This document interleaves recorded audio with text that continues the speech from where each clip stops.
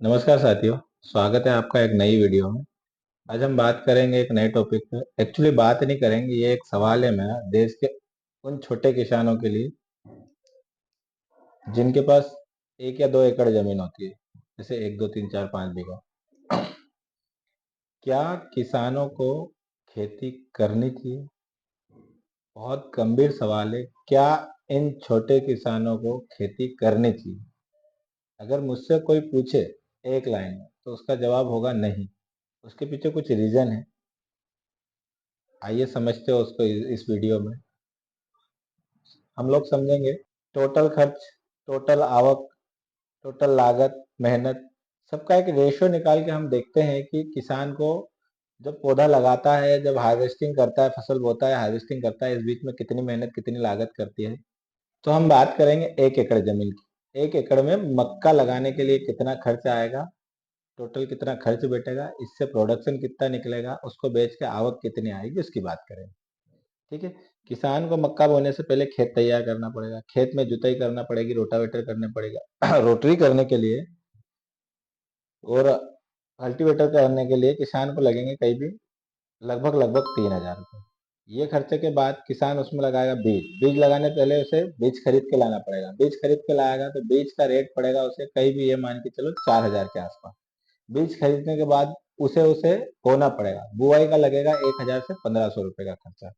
बुआई के बाद जैसे ही पौधा 15 से 20 दिन का होगा, उसमें लगेंगे कीड़े। कीड़े लगेंगे तो उसमें स्प्रे लगेगा। एक बार का स्प्रे लगेगा 2,000 के आसपास। स्प्रे के बाद में उसे किसान को खाद भी देना, उर्वरक देना पड़ेगा, नाइट्रोजन यूरिया डालना पड़ेगा।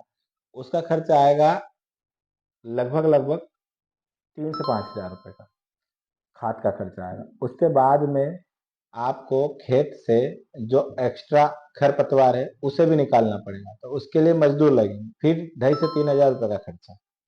आप कैलकुलेट करते जाना।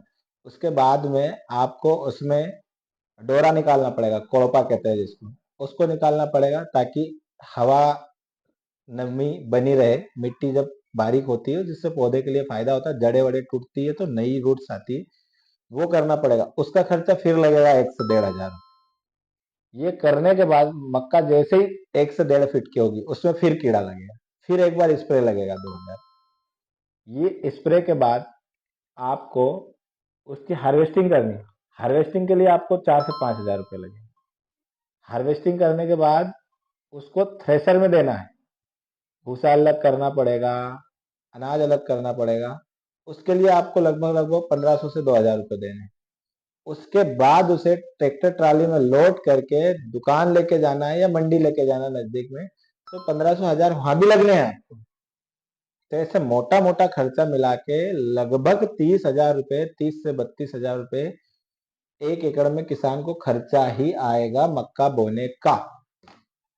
अब 1.5 एकड़ में जो प्रोडक्शन निकलेगा किसी भी किसान का, वो मैक्सिमम खूब मेहनत करने वाला किसान भी होगा तो 30 से 32 क्विंटल से ज्यादा मक्का नहीं ले सकता है। मैं इवन मेरे से नहीं निकलेगा क्योंकि मैं फुल टाइम खेती नहीं करता हूँ।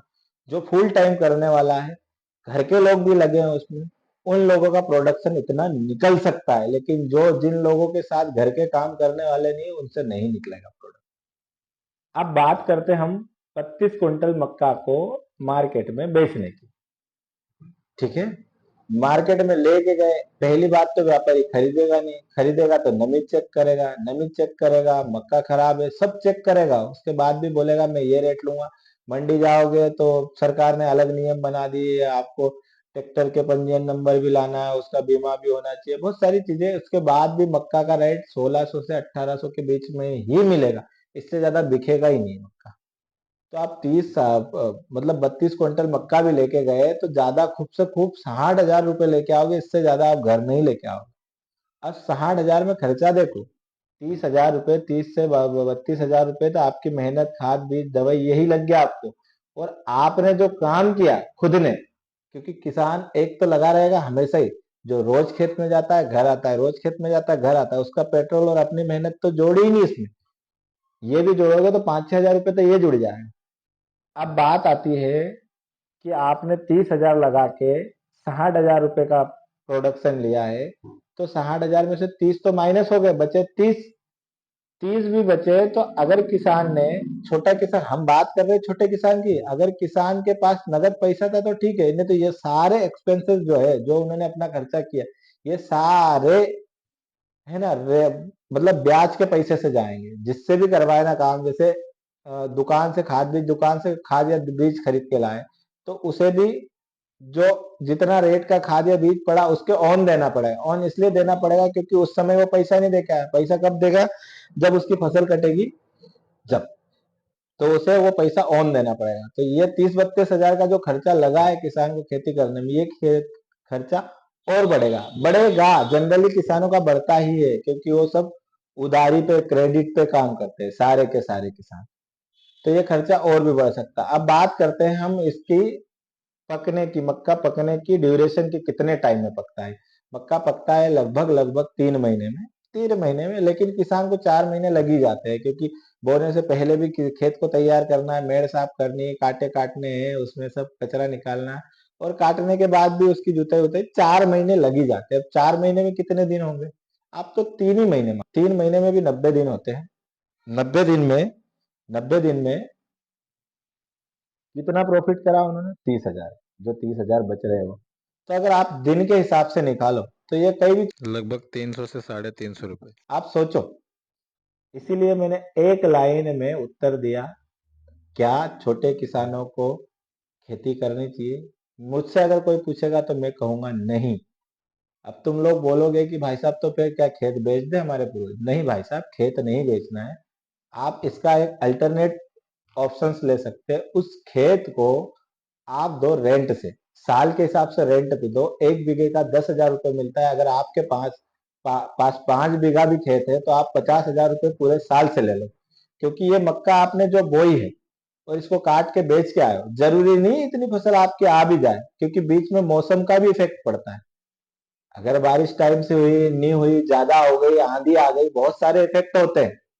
उसके बाद में खेत में सुअर घुस गए, नीलगाय घुस गए, तो 50% तो इसमें चांस है नुकसान होने के। 50% ही चांस है। आधा आधा चांस है कि आपकी फसल बिगड़ जाए, या आधा ही चांस है कि आपकी फसल आए। तो मैं कहता हूं कि आप अपनी खेती को रेंट पे दो, जिससे अगर मान लो आपके पास 5 बीघा जमीन है, तो आपको 50 हजार मोटा मोटा साल का मिलेगा, 12 महीने का। 12 महीने में अब आपका रिस्क हो गया जीरो। आपकी फसल खेत में कुछ पके न पके, जिस बंदे ने रेंट से लिया उसको, वो आपको पैसा देगा ही देगा। 50 हजार जब आपके पास आया, तो आप साल भर में जितना आपको गेहूं लग रहा है, चावल लग रहा है, मक्का लग रहा है, या कुछ दालें लग रही, ये सब आप स्टोर करके अपने घर में रख लो। क्योंकि खेती में भी यही करते हैं, हम कुछ बेचते हैं, कुछ रखते हैं खाने के लिए। ये रखने के बाद में अगर घर में 4 लोग हैं तो चारों लोग काम करो। अगर कोई नहीं पढ़ रहा है तो उसे भी बोलो काम करो। काम करो इन द सेंस, मजदूरी नहीं करना, दाड़की नहीं जाना है, तगाड़ी नहीं उठाना है, फिजिकली मेहनत नहीं करनी है।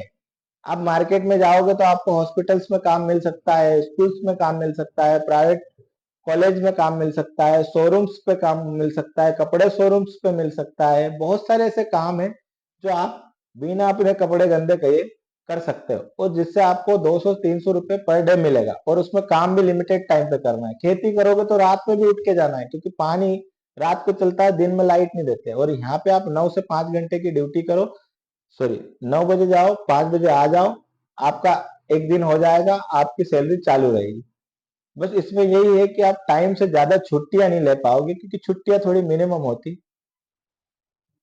तो आप देखो इसमें क्या होगा कि आप प्रति व्यक्ति आय बढ़ेगी। प्रति व्यक्ति जब अर्न करेगा तो आपका घर भी आसानी से चलेगा और आप बच्चों की फीस भर पाओगे। लेकिन अगर 3 से 4 बीघा आपके पास खेती है, तो मेरा ऐसा मानना है कि आज उन लोगों से अपने बच्चों की फीसें नहीं प्रोवाइड भर पा रहे हैं। क्यों? क्योंकि वो हमेशा क्रेडिट पे ही चलता है ना। लगता है वो जब भी बोलेगा फीस मांगने जाओ या कुछ कोई भी उधारी मांगेगा, तो बोलेगा सर यस साहब फसल कटेगी जब दूंगा। फसल कटेगी, कटती है, क्योंकि प्रोडक्शन कम हो जाता है, या तो फिर रेट नहीं मिलता है, उसे पैसा मिलता ही नहीं, या फिर बारिश हो जाती है, ओलावृष्टि हो जाती है, कुछ भी हो सकता है, मौसम का कोई ठीक नहीं।